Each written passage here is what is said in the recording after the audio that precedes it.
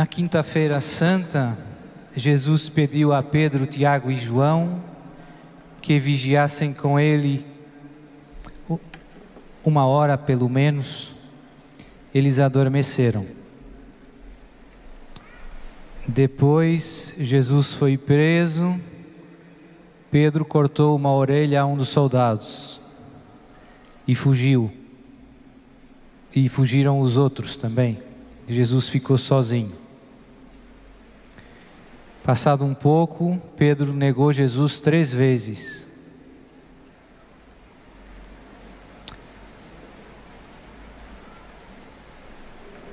E passado um pouco, no domingo de manhã, Maria Madalena foi ao sepulcro, como escutamos agora no Evangelho, foi contar aos apóstolos e eles não acreditaram. Os discípulos de Emaús tiveram aquele encontro com Jesus, voltaram para Jerusalém cheios de alegria, contaram aos apóstolos e eles não acreditaram. E por fim, apareceu Jesus, depois dessas sucessivas, digamos assim, depois desses sucessivos, podemos dizer, falhanços dos apóstolos.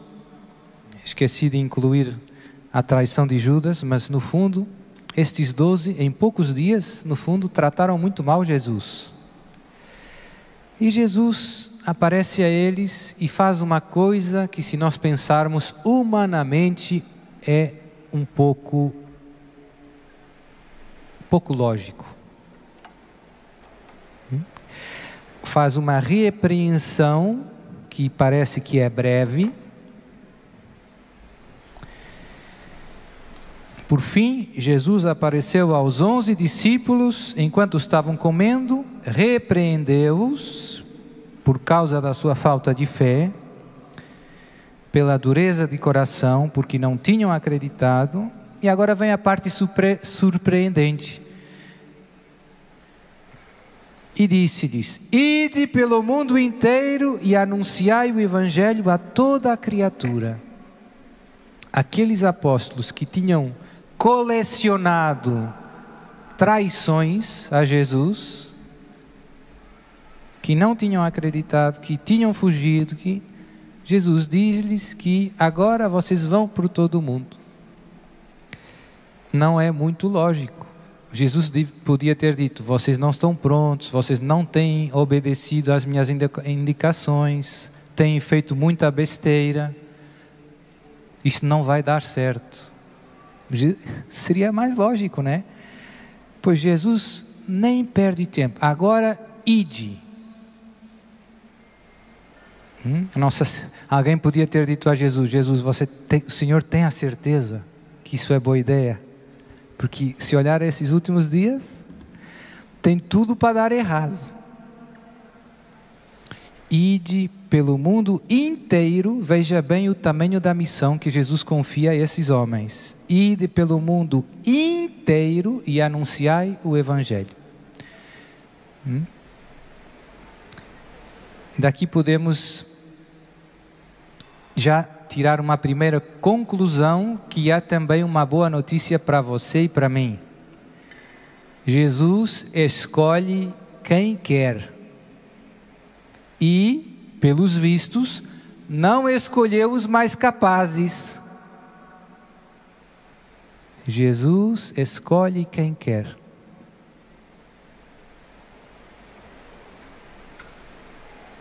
Diga para o seu irmão: meu irmão, você foi escolhido de Jesus.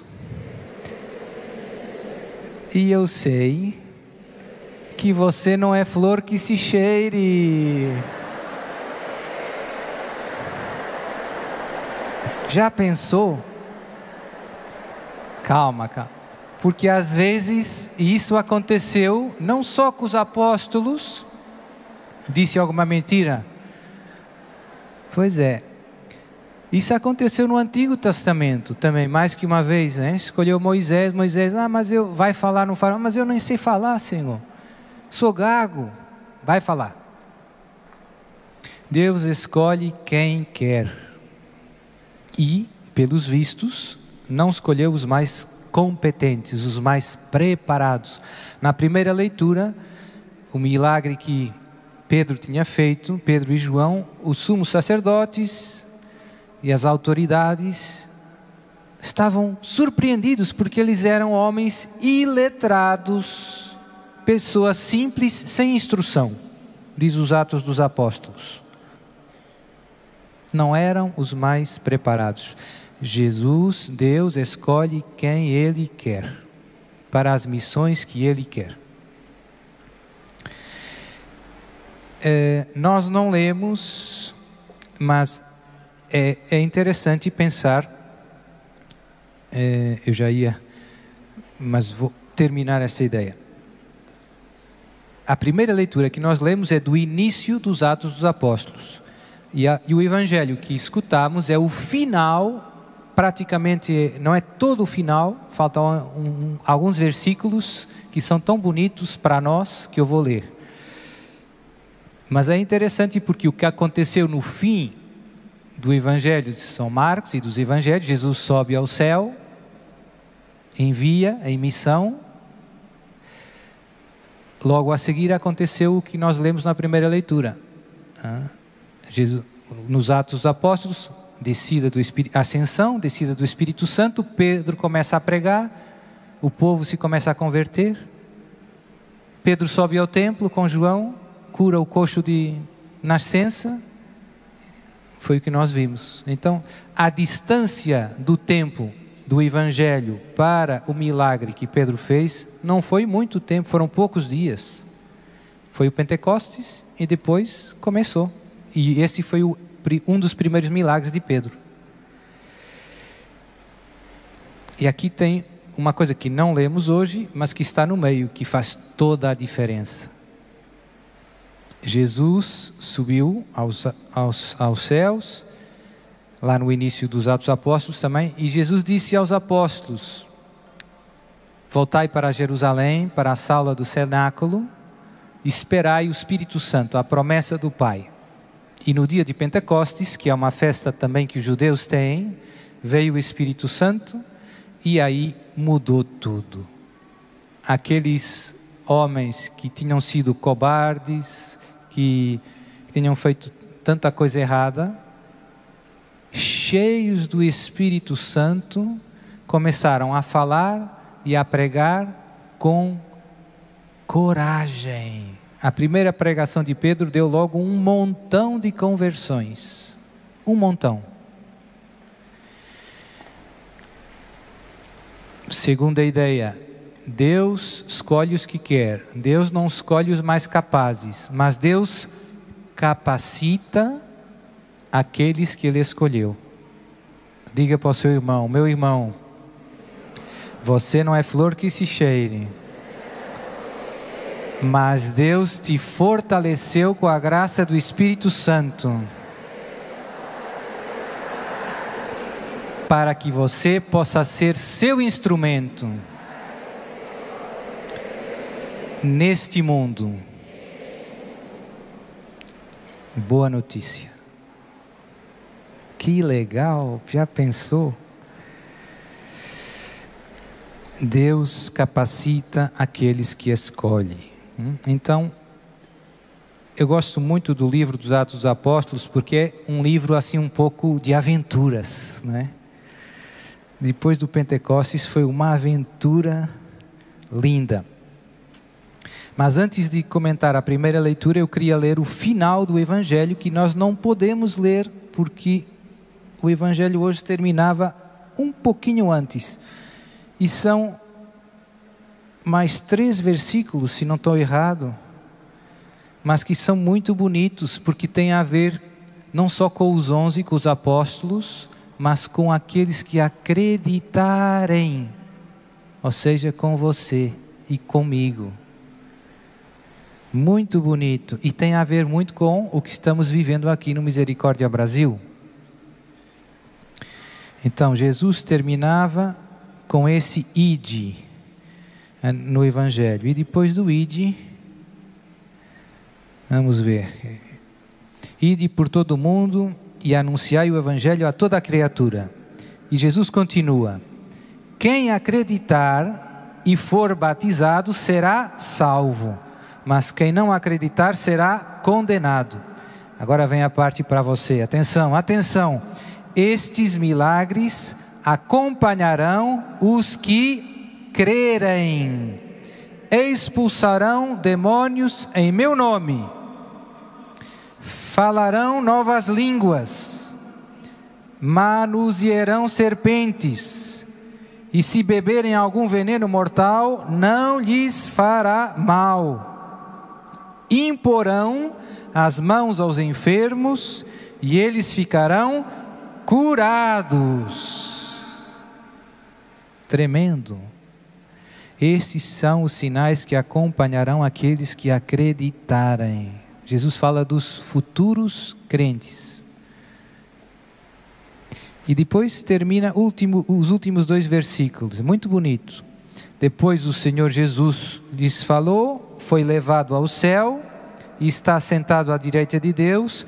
Os discípulos partiram, ide e pregaram por toda a parte e anunciai.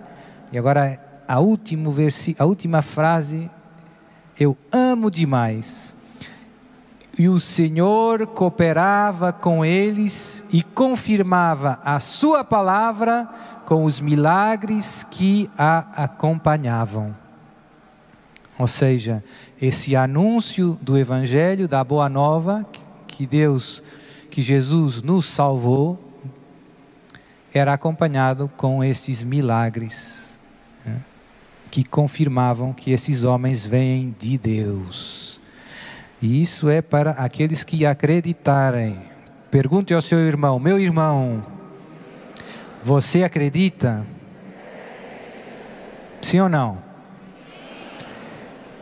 Então, você pode fazer milagres.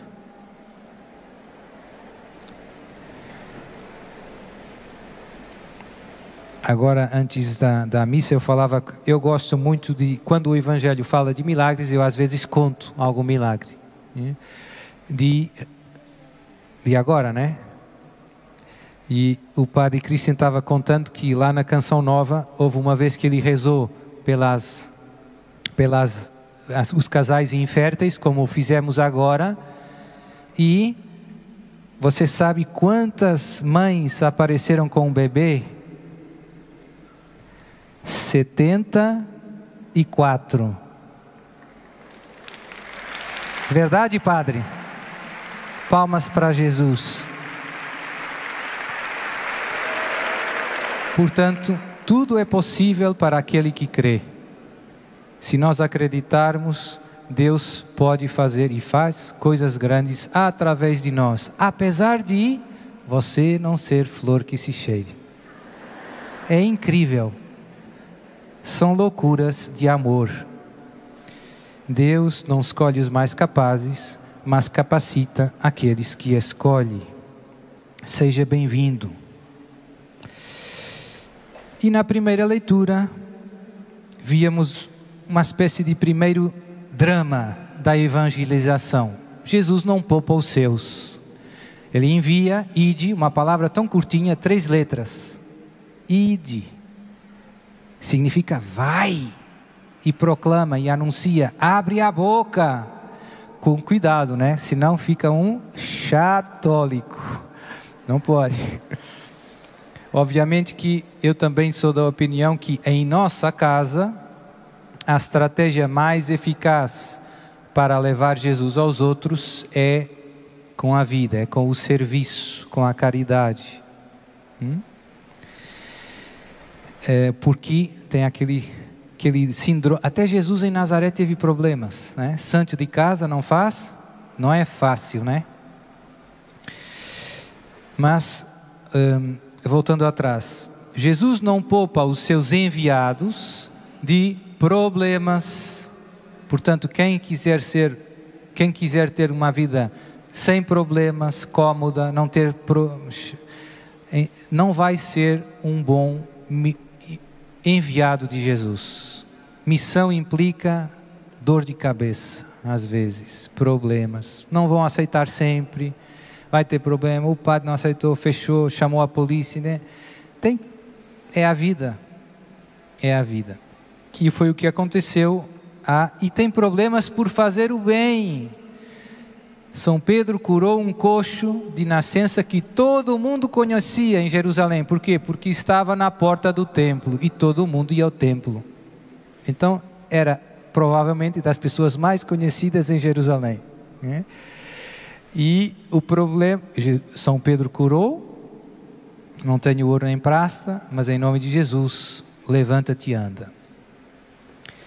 E a questão era um facto tremendo que não dava para negar. Esse homem está curado, e era coxo de nascença, e todo mundo conhecia ele, e ele está aí dizendo que foi Pedro que curou ele. E depois desse milagre que fez São Pedro, pregou, e continuaram a converter-se mais pessoas. Os sinais de Jesus, os milagres de Jesus, aceleram a conversão das pessoas, dos corações ao Evangelho. São necessárias as duas coisas, sinais e palavra. Jesus evangelizava, não fazia só milagres, mas pregava, anunciava o reino e confirmava a chegada do reino com os sinais que a acompanhavam. Se eu expulso os demônios pelo dedo de Deus, é porque chegou a vós o reino de Deus.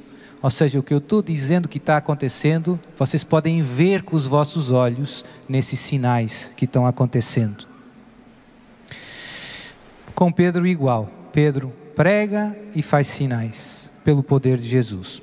E os sumos sacerdotes se reuniram, chamaram Pedro e João, e diz a leitura: ordenaram-lhes que de modo algum falassem ou ensinassem em nome de Jesus.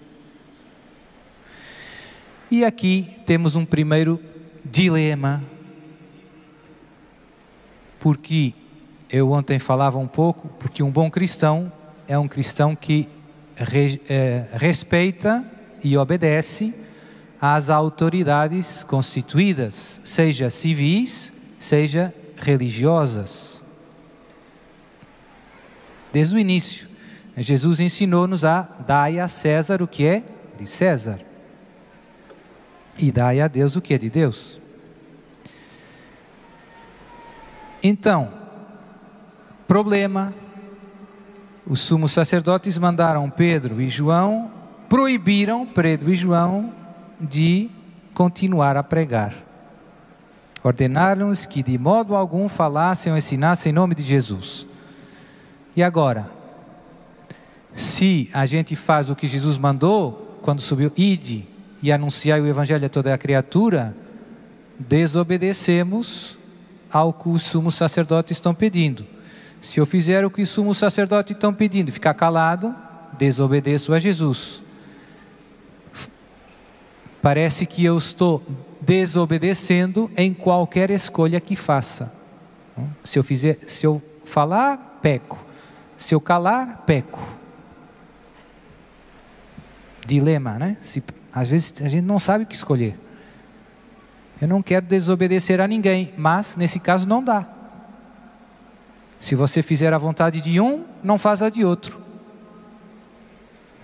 Imagine uma criança de 5 anos. O pai diz: vá já para o quarto fazer a tarefa de escola. Tarefa de escola. E a mãe diz: vai já para a cozinha terminar a sopa. Dilema. E Pedro, inspirado pelo Espírito Santo, nem hesita, dá uma resposta que encerra a questão. Julgai por vós mesmos se é justo diante de Deus que obedeçamos a vós e não a Deus. Ou seja, em caso de conflito, que eu tenho 2 superiores que estão mandando coisas contrárias, São Pedro está dizendo: eu vou ter que escolher o que for mais importante, o que tiver mais autoridade. E fazer o que Ele manda. Vou dar um exemplo que não acontece, mas imaginemos, né? O meu pároco me pede uma coisa e o meu bispo me telefona e me pede outra. Então, eu faço o que o bispo manda. Né? Eu ligo ao pároco e diz: pároco, o bispo ligou e pediu isso, é só para saber, né? Está pedindo ele, né? Não posso dizer que não.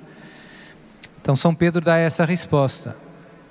Primeiro temos que obedecer a Deus. Não é que a gente não queira obedecer a vocês, mas não dá.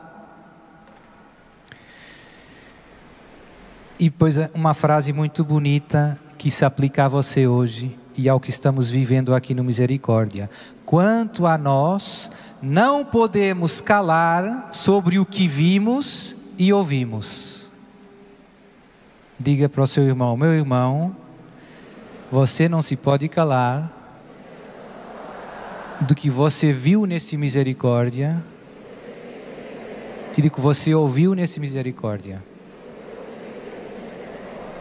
Abre a boca, não cala. Essa é a vontade de Deus. Somos chamados também nós a ir e anunciar. Jesus conta com você. Apesar de você ter 1000 desculpas que eu não sou o cara certo. Jesus escolheu você. E conta com o seu sim. E o seu sim, aos seus olhos, pode parecer uma coisa muito pequena, mas eu não faço muita diferença. Você está enganado. Você está muito enganado. Deus consegue fazer coisas muito grandes com 5 pães e 2 peixes. Deus só precisa da sua disponibilidade. Que é uma palavra linda, mas ao mesmo tempo perigosa. Você está disponível para que Jesus use você para ser canais das graças de Jesus e da palavra de Jesus? Sim ou não? Então, aperte o cinto de segurança. Que a sua vida vai começar a ser muito animada. Esse é o ponto, né? Jesus conta com o seu sim, e pode parecer que não vai acontecer muita coisa, mas você está enganado. Se você verdadeiramente estiver disponível para ser instrumento de Jesus, as graças vão começar a fluir do céu através de você, que não é flor que se cheire, para a sua família, para os seus colegas de trabalho, para o seu bairro e por aí afora. Para a sua cidade, para o seu país, para o mundo.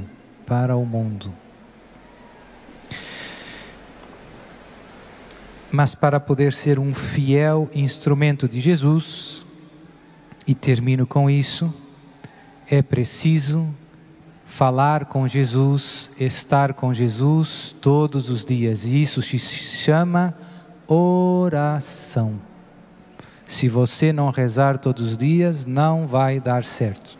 Você tem boa intenção, eu quero ser instrumento de Jesus, eu quero testemunhar as graças, as maravilhas, partilhar, mas se você não rezar, a sua amizade com Jesus, essa chama se vai apagar. Portanto, temos que rezar todos os dias. Temos que rezar todos os dias. Como temos que beber água todos os dias e respirar todos os dias. Meu irmão, diga para o irmão do seu lado: meu irmão, você tem que beber água todos os dias.